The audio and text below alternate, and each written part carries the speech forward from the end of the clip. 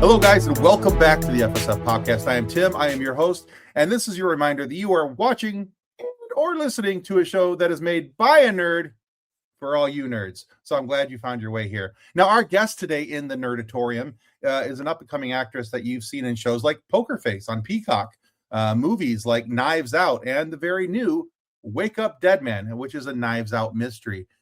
So that's kind of cool. And then on top of all that, a filmmaker in her own right. And so tonight we're going to discuss how they got into the entertainment business, working on the Knives Out sets, and their short film, and a few other things. And we'll have some fun. All of this is to let you know that I am excited to have, and I'm hoping that you will help me welcome Kerry Frances to the FSF podcast. Welcome to the show, Kerry. Hi, thank you so much for having me. I'm excited to be here. I'm excited that you're excited, and we can be excited together. It'll be a great Heck time. yeah, absolutely. All right. So, Kerry, the first question I ask out of the gate with every single guest that's been on the show, unless they've been here a couple times and then I already have this answer, and then I have to do more research. But the very first question that I ask everybody, because I like to know what makes people tick and why they do what they do, is I want to find out about your origin story. What made you decide or made you say, hey, I need to be an entertainer? I was very much born this way. I know that's probably a lot of people's answers, but it was never really a thought. It was just, this is this thing I have to do. I was singing long before I was speaking.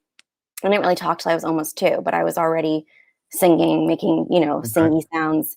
And I've always been writing songs. I was always playing pretend. One of my first memories is I was about 2 years old, and all of the neighborhood kids and my sister and I were putting on a presentation of Sleeping Beauty in my family's basement, which is where we would do our little theater shows, all the neighborhood kids together. And I was playing the Blue Fairy, and it's just somewhere in my brain. I know for sure that I was made to do this. I'm very much a storyteller and an entertainer at my heart. And there was never really anything else that even pulled me near to it. So luckily, I grew up in a home where my mom was always a music teacher. There was always music playing. We had a grand piano.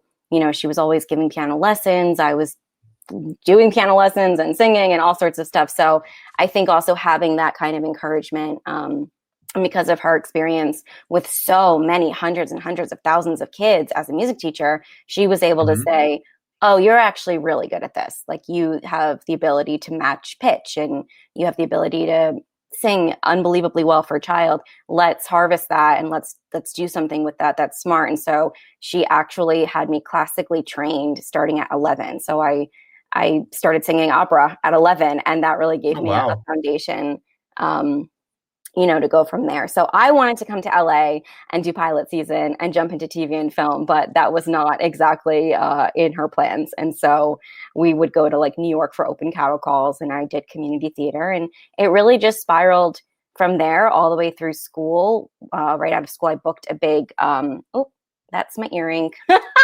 a big Broadway tour right out of school. So I think it was the right environment and the right person. Okay. Yeah. Yeah. It's funny to me how many actors and actresses that I talk to who have such a strong musical background. Yeah. And not, even more so when it comes to voice actors, the ones who have a musical background, and it's kind of interesting. Whether they're just instrumental players or they're singers or things like that. How do you feel that having that musical background helped you set up to become an actor later? I know that, and we'll talk a little bit more about that later, but how do you think that having that base helped you with your acting ability? I think music helps everything, especially with developing children's brains.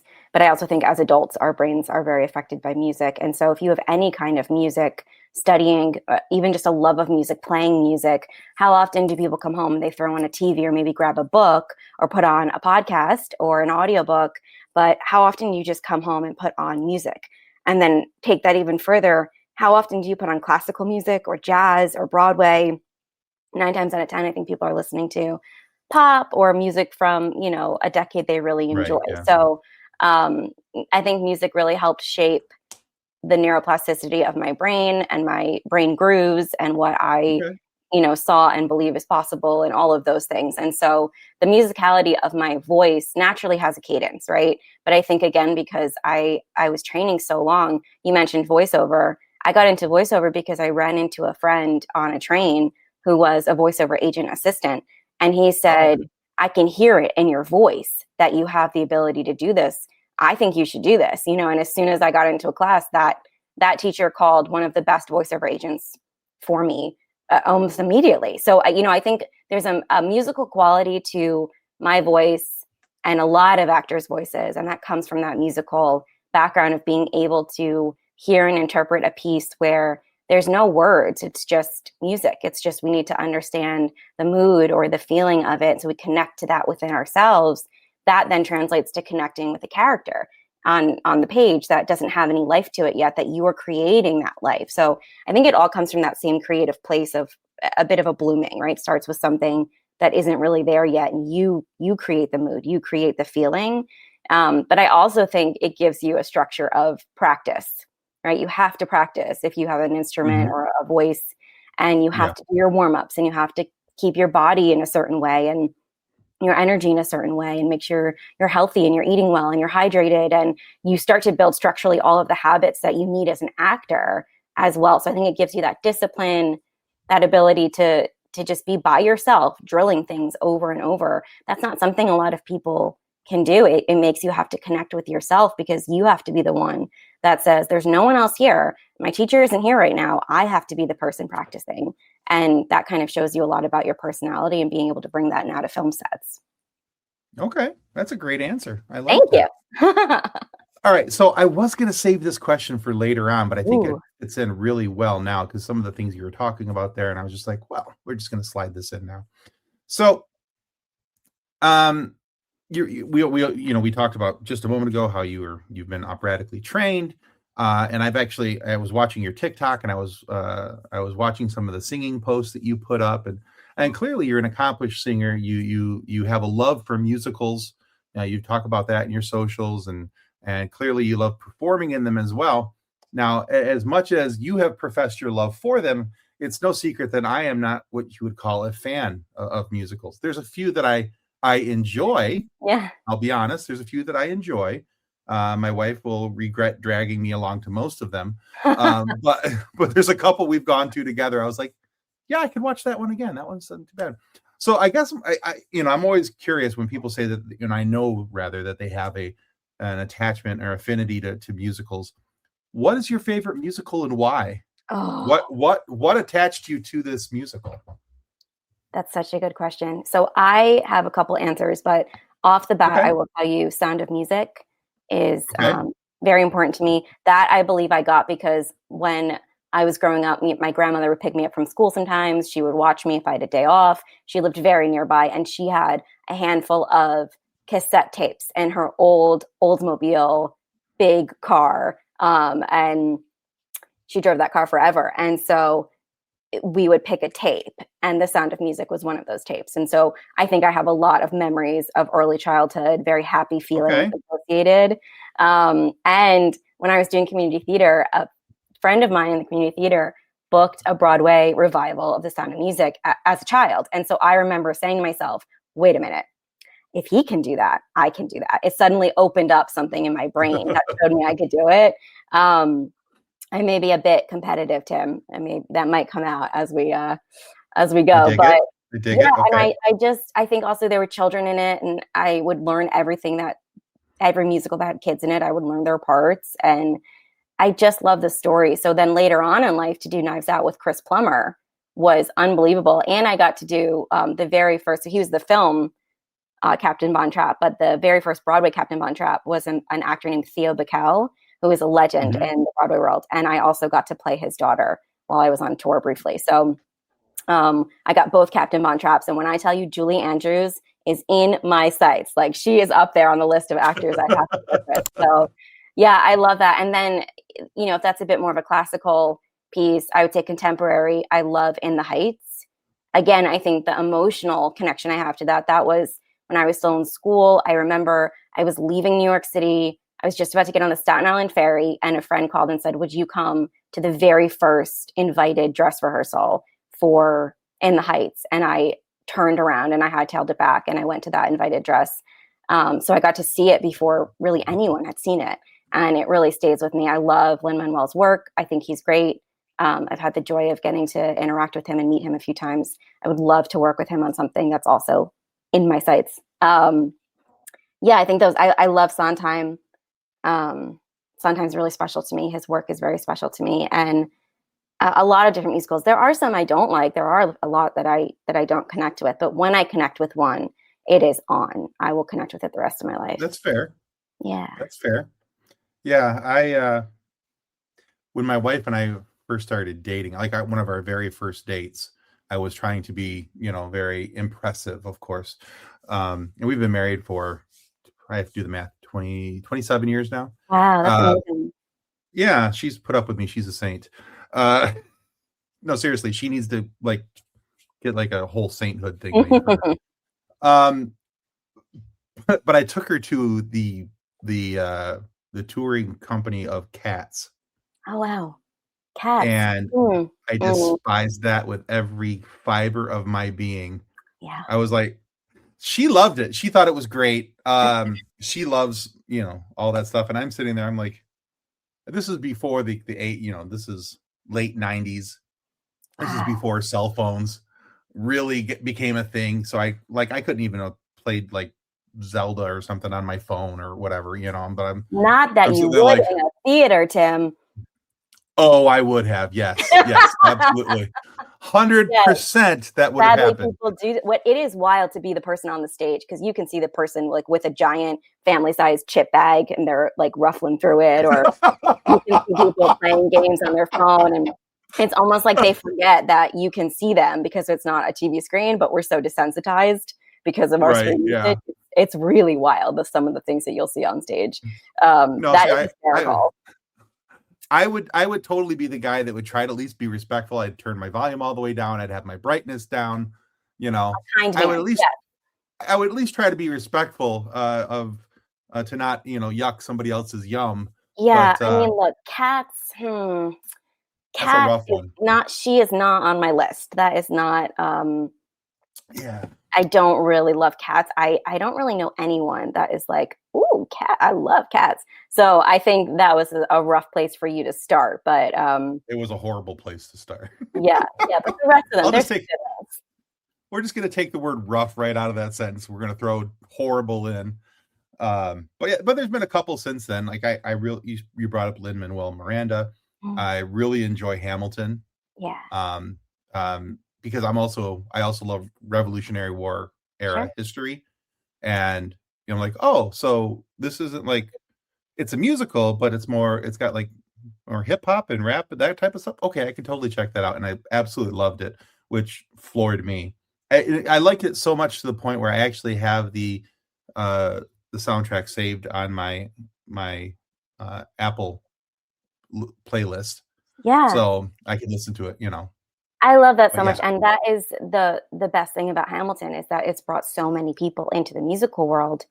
And then maybe that's a bit of a gateway drug. And so then you check out In the Heights because he wrote that too. And then maybe you really like that. And so you look up a performer and you see that they were in this. And so it just kind of escalates from there. So I love that he did that for so many people who have never heard or seen a Broadway musical in their life. It's monumental.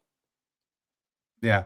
That one and maybe a little bit of a trite answer, but I really did enjoy Phantom of the Opera. We went to go see Phantom. Yes. And I really did enjoy that one. Even though I didn't always understand what was going on, and I had to turn to my translator, my wife, and be like, what's going on? Yes. Yeah. It's yeah, Christine is on the list of roles I think I would absolutely devour because it is an operatic based role, but also it harkens to the current movie, right? Because there's the Phantom reference in Wake Up Dead Man where he plays it on the organ. So yes, it's Phantom's classic. It's iconic. There you go. All right. Well, that's a good answer. I like your answers. Thank You were you. having fun. Yeah, heck Ish. yeah. All right. So you brought up Wake Up Dead Man. So let's talk about Wake Up Dead Man and being part of the Knives Out universe. And that's a pretty big thing. Knives Out was so critically acclaimed and loved, and that this franchise is stepping out and growing and gaining new fans and followers. So what has it meant to you, both personally and professionally, to be part of the Knives Out universe? Oh, it means a ton. I mean, Knives Out was my very first movie, which for most people, you get thrown into like a student film or, something, an independent movie. And this was very much being tossed in the deep end by someone who knows that I can swim. And so it was an incredible first movie. And the experience was incredible. And once everything started happening after it came out, just the boom, the takeoff that it really had. No one can really predict how something's going to be received. So that was incredible to witness. I don't even think I fully understood what was happening or how incredible this was until years later. So yeah, it's amazing. It's wonderful to be in it. I mean, obviously Daniel is in all three. Noah is in all Mhm. three. Joe's voice is in all three. Joe Gordon-Levitt, and then me. So it's to share the multiple credits with those three kids. It's a pretty incredible thing. And I feel really lucky. I feel really honored.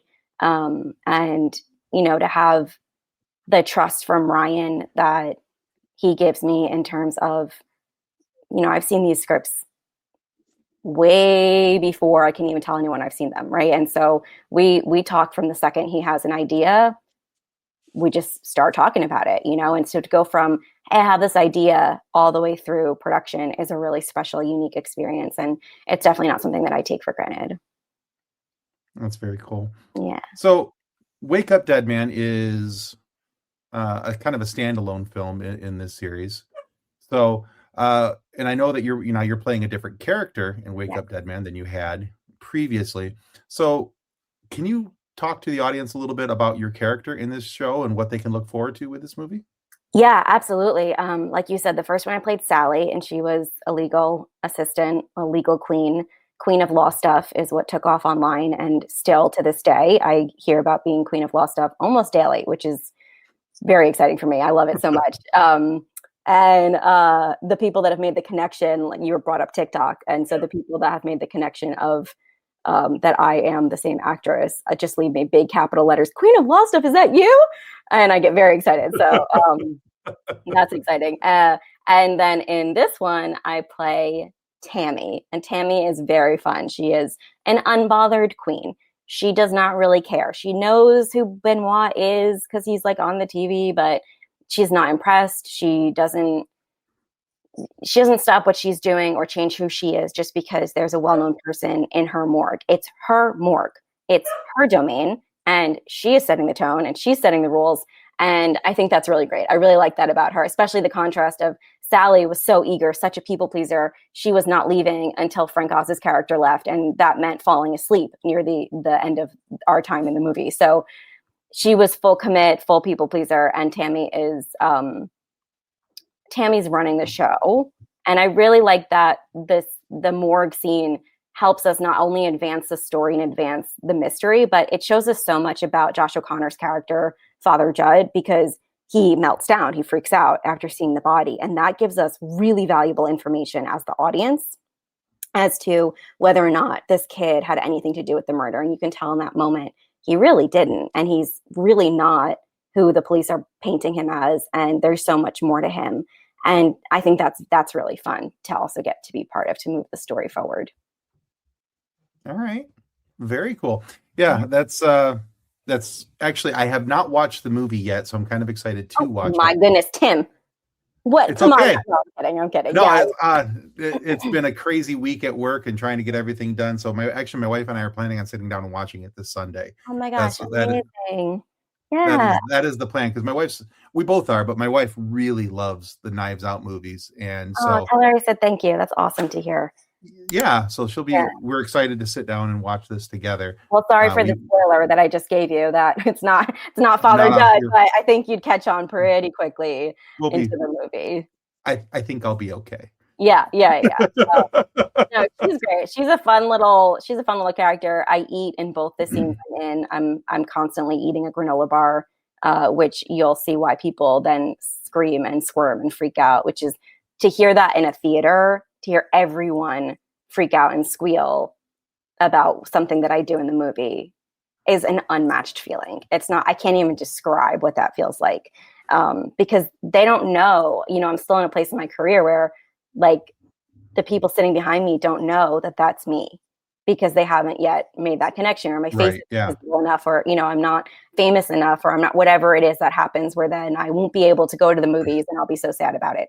But they don't have that, so they're not tailoring their reaction to like, oh my god, that's Right. the actress. They're just being who they are, and it's Just really, really reacting. special. Yeah. That's cool. Yeah. Yeah. Yeah. I think part of it is I think my wife has a crush on Daniel Craig, and that's fine. I do too. But Who doesn't? who doesn't, right? Yes. Yeah.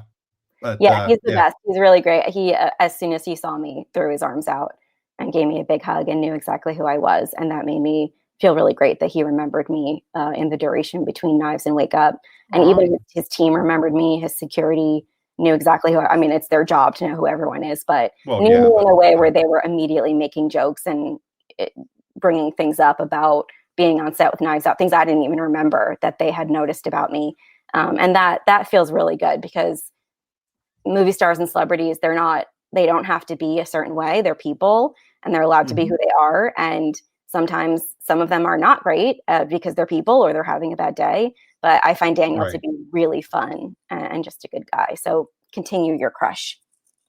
I will. Crush will continue. Yeah. I always tell people I've said that around a few people and they kind of give you the side eye. I'm like, look, I'm a very confident heterosexual man. I can say when another man is good looking.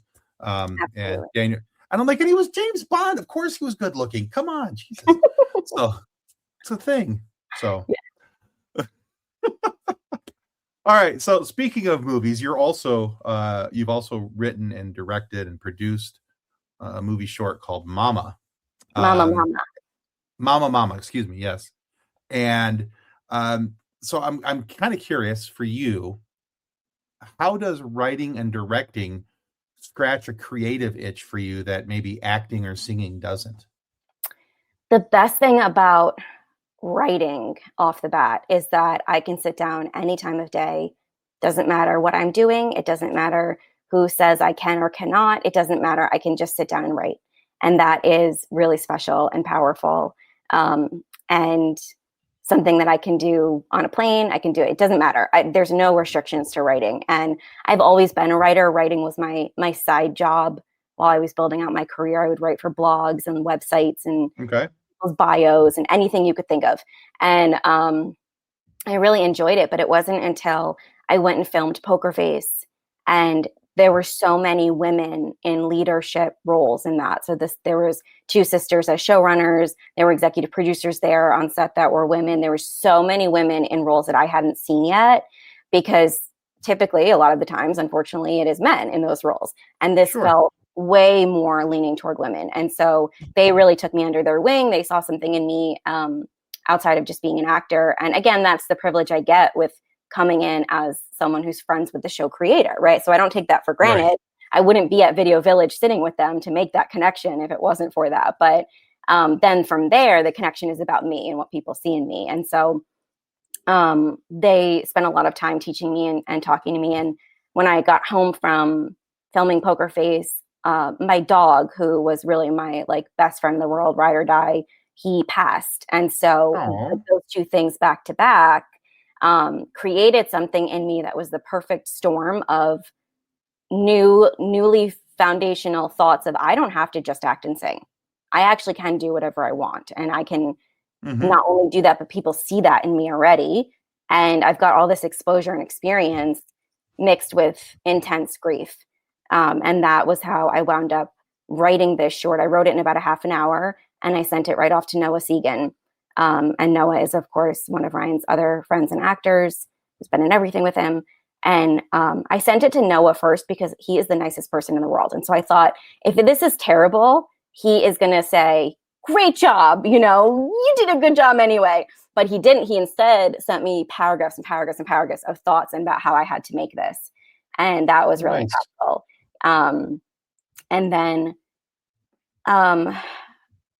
Ryan had a dream that I was making a short film. And that happens a lot with us. We'll have dreams about the other person if there's something we don't know yet about them. And I thought maybe Noah had told him, and he hadn't. He just said, no, I had this dream and I don't really know. He was like, I was on your set. It was great. And so then I sent it to him, and he just sent me back, holy shit, in the email, full caps. That was it. And that was when I thought, okay, I'm on to something here, because obviously he's one of the most prolific writers of our generation. And so for him to read something I wrote and lose his mind, that made me feel really even more sturdy. So so that was why I made the film. But it definitely, opening this side of my career, being an actor and a singer for a lot of your career is waiting. It's trying to meet people who maybe will need you for something. It's a lot of submitting. It's a lot of pitching. It's a lot of hoping your reps are doing what they say they're doing, and maybe lots of seasons not having reps. And you are there to create and be talent. But for the most part, actors are seen as something low on the totem pole until a certain point in your career when suddenly you're the most important. But up until then, there's a lot of disrespect. There's a lot of mistreatment. There's a lot of abuse. There's a lot of negativity. There's a lot of eye rolling and, oh, what's your real job? And, when are you going to give this silly dream up? The other side, writing and directing and producing, is respected. It's people writing you back right away. It's a completely different land where you are seen as an equal.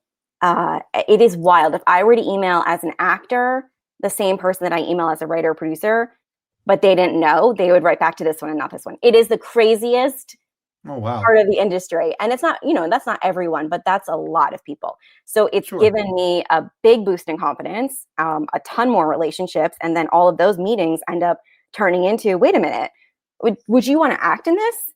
So now it's opened those doors as well.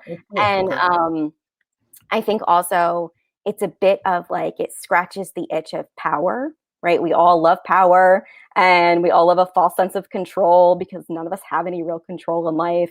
But this is like control crack, because it's your set. You're the one running it. It's your project. It's your vision.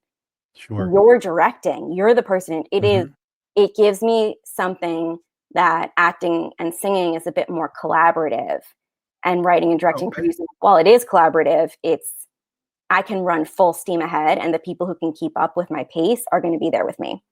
So it's definitely scratched a different itch, but it's all in the same family of storytelling, and it all feels like it all works together for me in a very specific way. Okay. All right. So I could see how that would do that, especially if you mentioned Ryan, and she's alluding to Ryan Johnson, who is an amazing writer, director, producer. And so I think if I had sent something to somebody like that and I got the response that you did, I think that would embolden me too. I'd been like, heck yeah, good enough for Ryan, good enough for me. Let's move forward. Let's go do this thing. But to be fair, I don't see him like Ryan Johnson, I just see him as Ryan, and so I think that's also part of why it just felt nice that my friend was proud of me. It felt nice that. Oh yeah, absolutely. But I definitely understand that. And, he's been training me on sets. I've been shadowing him for a very long time.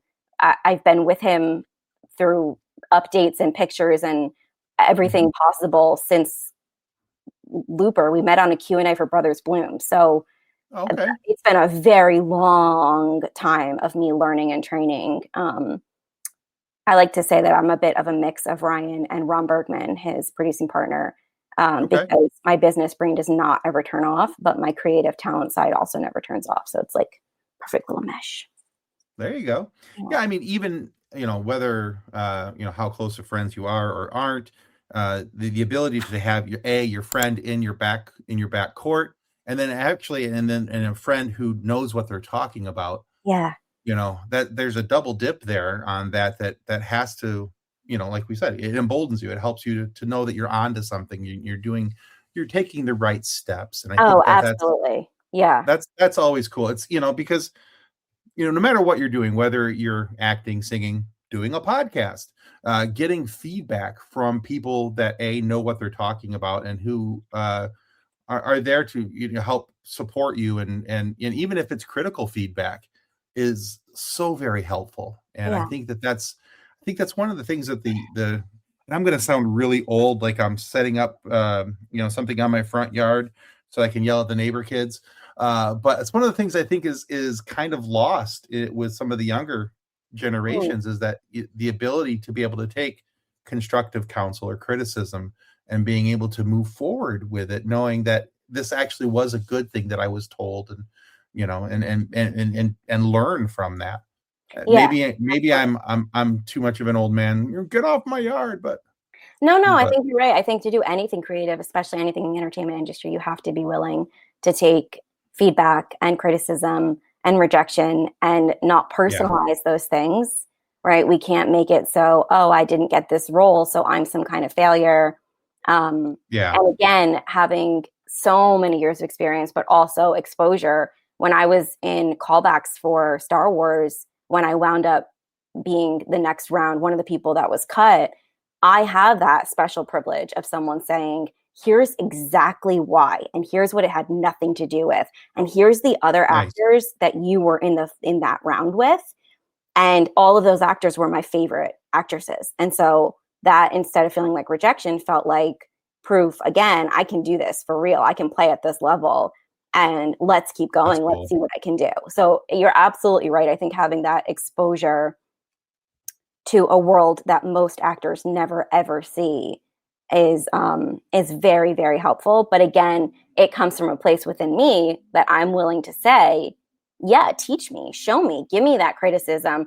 Absolutely. Answer this question honestly. Tell me what you really think, and be willing to take that and not have it, also not have it affect the friendship. Yeah, well, those are all key things. I think, if you're going to do it, like you said, you have to be willing to take that criticism. You have to be able, if you're not learning, you're dying. That's just the way it is. That's how I feel. If every day with my day job, and even with this, what I, coming in for podcasting, I want to learn something new. Every interview, I learn something new about maybe my own personal interview style, maybe my conversational style, maybe it's the structure of how I word things, or whatever. But if, like I said, I think if you're not learning, then you're fading out. You're going to be overlooked and forgotten pretty quickly. Yeah, So and it's fun. It's fun to be curious. It's fun to learn absolutely, and be curious about life in the world. And if you think you know everything, that gets old a little fast. Yeah, absolutely. All right, so let's try this question on for size, Kerry. I've liked all your answers so far, so we'll see where we go with this one. All right, so in the beginning, I asked you about your origin story and how you got started in the entertainment business. Like I said, that's because I like to know what makes people tick. And this question kind of helps me with that as well, because that showed me how you got here. This question kind of shows me where you're at now. So I call this question suggestion time. What are you reading or listening to that you feel everybody else should know about? Oh my gosh, that is such a good question. Well, so I'm reading a lot of books that I'm optioning. So I've optioned 10 books in the last 2 years, which is, again, a new part of the career. And I realized that kind of took over my reading time, right? So it kind of became like work, became my reading time. So let me think for a minute and think if I can think of a book. My one of my all-time favorite books, of course, is The Alchemist, which I feel like everyone has read. But I find The Alchemist to be a really good thing to return to and say, okay, am I on the right path? Do I feel aligned? I love the idea that the universe conspires with us to create our wildest dreams if we're brave enough to chase them down, if we're taking those actionable steps. And I think it's a really good book to go back to and look at. This is going to sound like I'm joking, but I'm not. But Harold and the Purple Crayon, the kids' book. I also keep a copy in because I live in multiple places. I keep a copy wherever I am. I think that's a very Love important it. book to turn to because it's about freeing your creativity. Love And that. yeah, listen, there's so many gems in children's books, but as Oh, for adults, sure. we're like, "Nah, I'm only reading fiction, and um, I just think that book is a game changer. Um, there's a lot of there's like a saturated number of books right now. I feel like it's become very popular, even more popular for people to put out a book if they're an influencer or if they're a self-help guru Well, or yeah. if they're, and then independent publishing, Amazon publishing, there's just so many books. So I'm reading, I think neuroplasticity is something that everyone should know about because you really can change your brain. And it sounds a bit woo-woo, but the more you read about it, it's actually just science. And so there's a neuroscientist, Dr. Tara Swart, and she writes books. And I'm currently reading a book by her right now on. I've never done audiobooks. Ryan loves audiobooks. So for my birthday this year, he got me a bunch of audiobook credits so that I could buy audiobooks. And so it's my Very first cool. audiobook. And I really like it. And she has thumbs up. She has a section where you do this exercise about seeing, like, visualize mirrors, Mhm. and it's you in different situations. And there's something that happens by it being a mirror you're visualizing that affects your brain so much. And so a lot of those things that I visualize, which I've been doing since I was very little, without knowing I was visualizing, I would play pretend red carpet, I would play pretend movie star interview, really picturing that in my brain as a child. Um, Mhm. and then I got really into meditation, and then I got really into visualization. And the things I would visualize from a couple years ago is the life I'm living right now. Like, it'll be exactly what I saw a couple years ago. And I find that her visualization is really, really, really helpful with that. So I wish I could remember it, but it's Dr. Tara Swart, and everyone should read her books because you can Okay. actually change your whole life if you want to. Yeah. Okay. I love that Ryan got you a bunch of Audible books, Audible credits. Or it I am wasn't a, Audible. It was because I mean, he will audiobook. he Yeah. will care. Yeah, it's not Audible. It's a smaller independent one. Okay. Yeah, yeah, yeah. But Thank you. audiobook credits. Let's go that route. I love that because as a kid, I was a voracious reader, always had a book in my hands. And as I got older, it just with life and family and kids of my own, and I got away from reading because I just didn't have the time. And so I've gotten back into reading through audiobooks because it's the only Mm. way I have time to read anything. Uh, but now I find that I love audiobooks so much that I'm like, this is great. This is like an audio, especially like, okay, so I'm a huge, and I mean huge, massive Star Wars fan. Like, oh Oh, my cool. God, Star Wars fan. And so when I get, like, there's a new Star Wars book out, I'm like, well, I got to get it on audiobook because it's like an audio drama. They got all the sound effects, and you can hear the laser blasts, and you can hear the lightsabers, and the sound of the ships, and there's music, and there's, yeah, it's a whole That's thing. so cool. And I'd sit there the whole time just kind of like, it's Star Wars. And So you just yeah. turned into a little kid, right? When you made Oh, that face, oh, because that's when yeah, you started reading as a child. You just yeah. said you were a voracious reader. So we do connect back to that part of us where, Oh, when yeah. the lights out and you were like, give me one more chapter. I need 5 more pages. And if that was you as a kid, which is the same for me, I was Yeah. very much that way. Yes. The library was so important. When Barnes and Nobles became really popular to go to, that became like the cool thing to do, go to the cafe and like read a book. Books are so monumentally important, and I Oh, think yeah. both tangible physical ones, but also audiobooks. And that's one of Yeah. my goals is to do. I've done one audiobook. I did a children's book, but to do more audiobooks because it's such a unique, cool way to tell stories. So that makes me so happy Yeah. that you really love them. Oh, yeah, I'm a big fan. Matter of fact, I'm hoping that at some point, a friend of mine just wrote a book, and he's giving me the opportunity to read it for him. And so I've wanted to be a book narrator for a few years, and I would love to do this. Yeah. So I'm very excited. I just read the foreword and I sent it to him. I'm like, is this what you're looking for? Does this the sound quality? And he's like, He's like, it's perfect. It's exactly, it's better. And I'm like, thanks. So I'm very excited. So I'm getting an opportunity to do that. And so Sunday, my plan is to watch your movie and read the first chapter of the book. And oh my gosh, that's so exciting. I'm nervously excited about it because I've wanted to do this for a while. So we'll see what happens. It's one of those things, you keep throwing things at the wall of the universe, something's going to stick eventually. So that's exactly it. Yeah. And obviously you have such a great voice. You do this podcast. And so it makes total sense. Thank you. Do audiobook narration. So I'm excited for you, Tim. I think it's going to be awesome. Oh, thank you, Kerry. I appreciate that. All right, Kerry, we are at the point of this interview where I need to ask you a silly question. Yes, please. Okay. Truth be told, it's not all that silly, but it's still fun to ask. So this comes about. I got to build you a small clock to tell you the time on this one, so you understand where it came from. Okay. All right. So our team member here, Kathleen, her and her daughter were out and about a year and a half ago, and her daughter's about 6.5 right now. And somebody asked her daughter this question, and Kathleen was like, "Well, that's rude. You didn't ask it of me. You should never age out of this question." So that question is, Kerry Frances, what's your favorite dinosaur? Oh, great question. So I actually have a baby dinosaur character that I developed while I was on tour. And she is a toddler T-Rex. Okay. Named Acidophilus. And she's really cute. She's very sassy. And I would do this character, I would get into the position on my, think of me on my tiptoes. And primarily she would make appearances in the airports because we would be moving from city to city.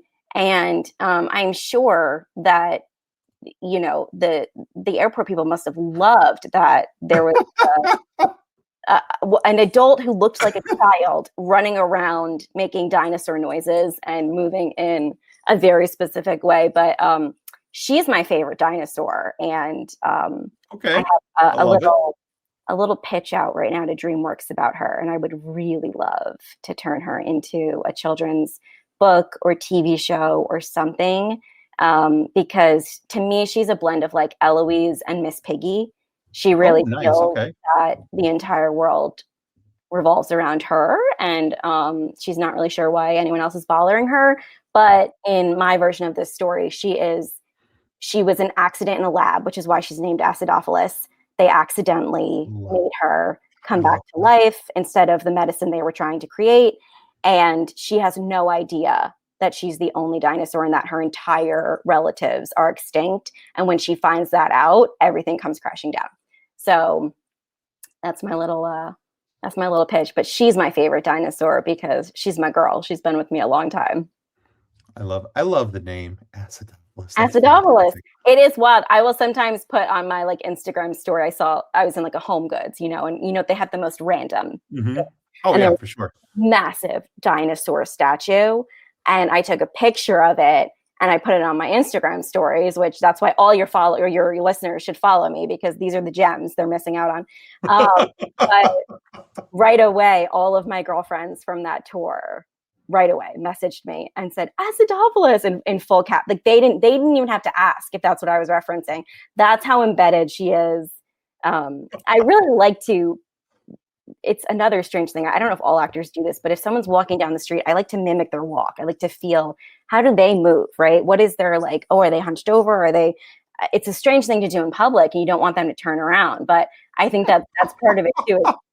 She gets in my body and she just sort of takes over. There's a bit of a chicken element to it. I don't know if you've ever had anyone give an answer like that with the dinosaur question, but no, this is a unique answer, and I am here for it. I am loving every second of this. I look like a normal person, but I am an extremely weird theater kid who just loves to tell stories and create characters at my heart.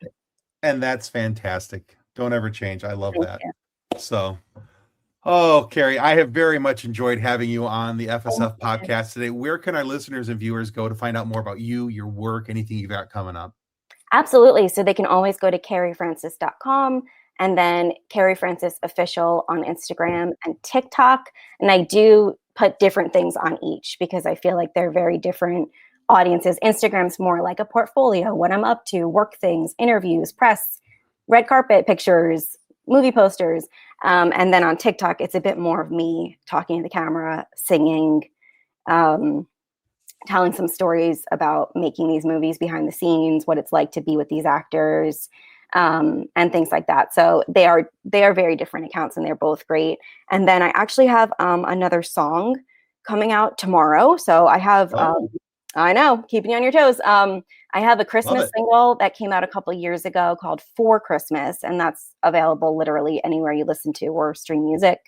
And then tomorrow I have You and Me and Everything coming out. It's a single from a rom-com that I did that came out in October, and that rom-com is called Us and Ourselves, and I am one of the primary roles in it, and you'll hear me singing this song at one point in the movie, but we decided to also release it as a single. And that was really fun because normally when I write songs, I write them completely, but this one was the writer-director of that movie who had written a track and said, could you essentially top line this? Can you do the melody and the lyrics and make it your song? And I had never really done that before, where it wasn't my whole idea. It was taking someone else's track and making a song to it. So that releases everywhere tomorrow. It'll be everywhere you can stream. It's, acoustic. It's like raw. And to me, it reminds me of what real, actual love feels like. It's a little messy. It's a little acoustic. It's a little real, but there's a connectedness to it. It should make you feel like you came home and